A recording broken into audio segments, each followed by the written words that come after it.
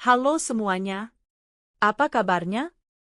Perkenalkan saya Putri Jessica OC, dari Prodi D3 Farmasi, dengan NIM 2241029. Di sini saya akan menjelaskan tentang macam-macam penggolongan obat. Yuk langsung saja kita masuk ke materinya.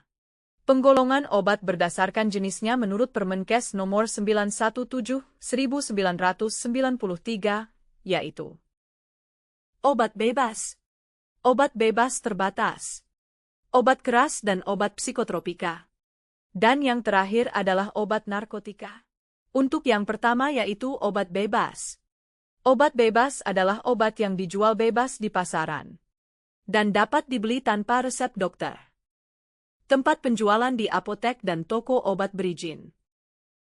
Tanda khusus untuk obat bebas adalah lingkaran berwarna hijau dengan garis tepi berwarna hitam.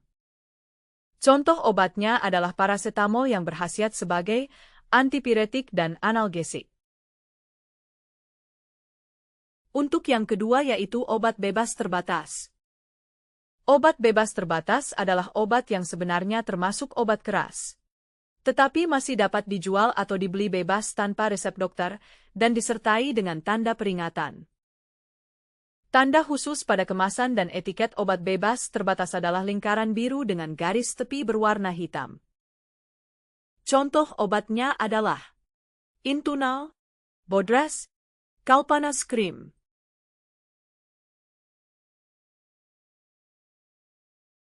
Untuk yang keempat obat keras dan psikotropika.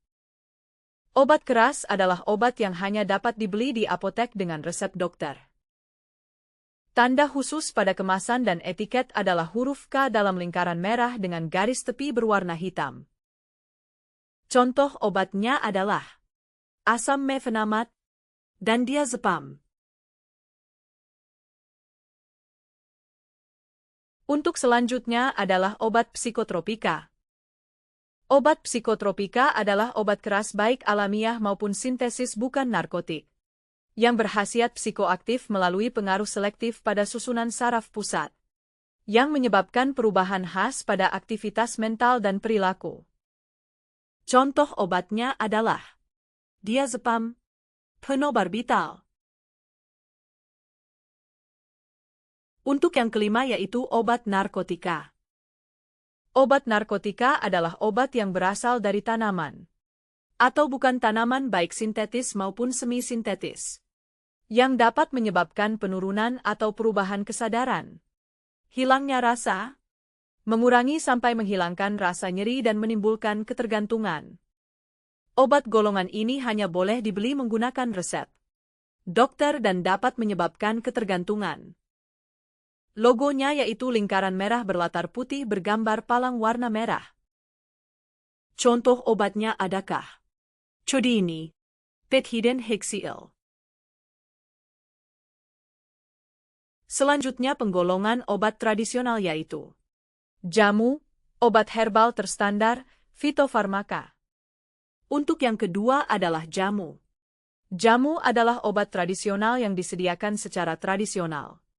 Misalnya dalam bentuk serbuk seduhan, pil, dan cairan yang berisi seluruh bahan tanaman, yang menjadi penyusun jamu tersebut serta digunakan secara tradisional.